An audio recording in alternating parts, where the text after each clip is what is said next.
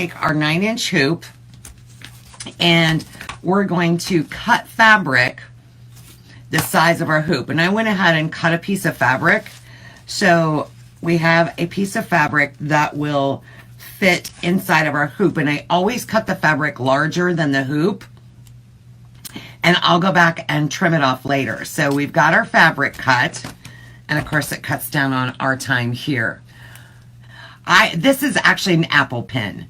So it doesn't write, but it's a dull edge on the end. And that's what I'm going to use to trace. So I'm going to take our tracing paper, and this pack actually came with white, yellow, orange, red, and blue. I'm going to use the white. And I'm going to lay that down there, put our print right on top of it, and I'm going to trace it. Look, that's how hard it is. So I'm going to take my soft edge pen and trace it.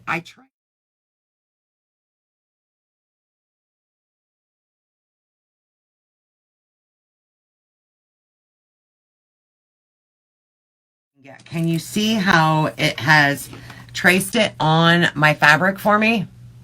So just to want to warn you, you may want to put something, wax paper, something underneath your fabric just in case your paint goes through, because that would be horrible, right? Now I'm just going to take my paint pen, and now I can trace.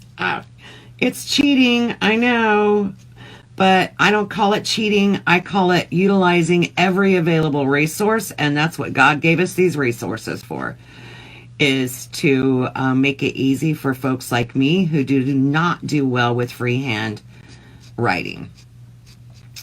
And I love the look of this Christmas lettering.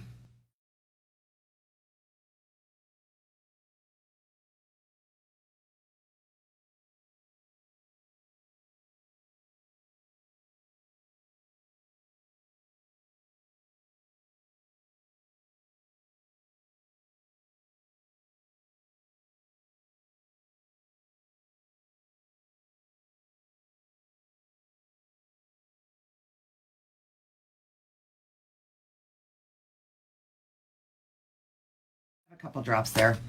I'll go back. All right, so depending on how you want to do this, you can have your Merry Christmas right smack dab in the center. So if I'm going to do that, I'm going to put the latch right here at the top. So I'm going to center it right above my Merry Christmas, right? Let me scoot that smidgen this way. Or if you wanted to do the Merry Christmas at a diagonal, you could turn this so that it's more of a diagonal.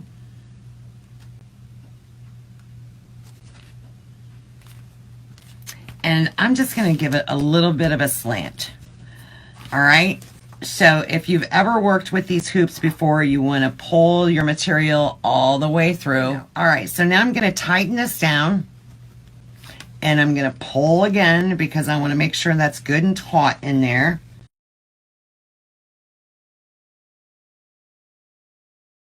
All right, so after I know that this is set, I am going to trim this off. I'm not going to lay it flat yet because, and just in case my paint is still a little wet, I'm going to trim that down. And then we are going to top this off with some pretties. So I have in my stash, you know, remember that tote you put away last Christmas because you didn't have, or you didn't use everything in it, or you have scraps that fell at the bottom of your tote? This is a perfect project for those little bitty pieces. I like to repurpose everything, so I don't throw away anything. Perfect. So for this, we're going to take some of our red and black plaid, and we're going to make a bow. And it's obviously not going to be a huge bow, but we're going to make just a real simple diagonal cut. Let me set this aside. I don't even need this anymore. I'm done painting. And we're going to make just a short little bow.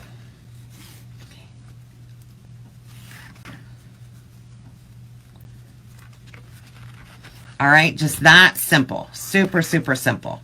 A little bow tie, right? But I don't know why I'm getting this all pretty, because I need my second pair of hands.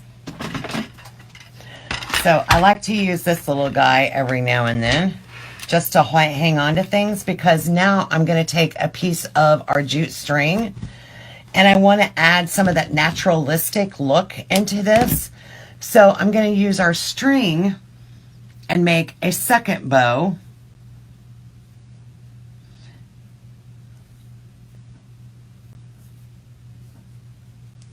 And this is more for a visual effect. It's not really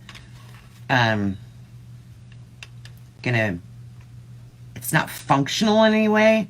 It's just as a visual effect, because it's going to help bring out that wood grain in our hoop. So I'm going to take that. I forgot to turn on my glue gun, but I'll do that right now. And I'm going to take a small piece of wire. And if you don't have any floral wire around, but you have some of those floral picks, you can just take the wire right off of that. Lisa, you know what? I used to as well, and I think that I used the last one a while back and I never replaced them, but thank you for reminding me of that. I might have to replenish that.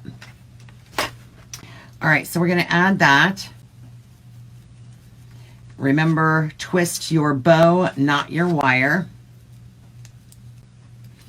And now we can add that right there where that hoop, that fastener is.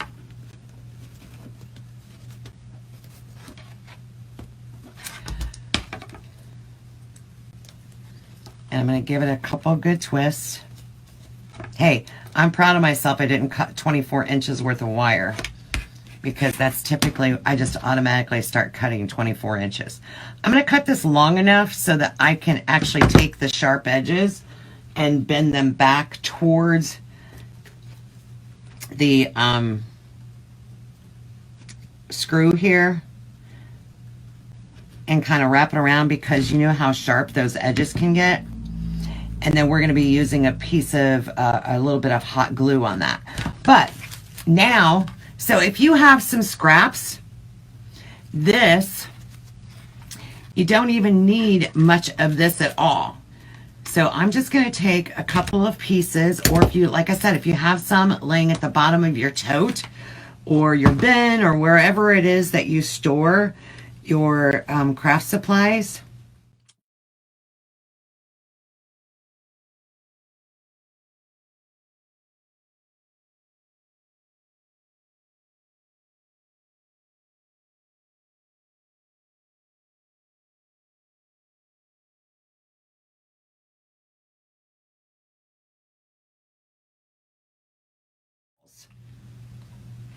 All right, so I put a spot of glue there, and while it's still wet, I'm going to bring my bow forward and kind of make him behave here. I'm going to make him conform to me. So I'm going to bring my tail down,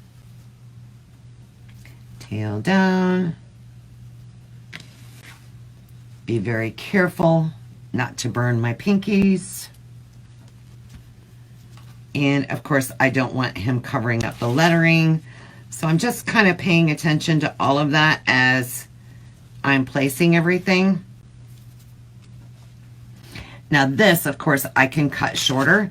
And the worst thing that we absolutely do not want is to be able to see the mechanics. We don't want to see any glue or anything funky like that, right?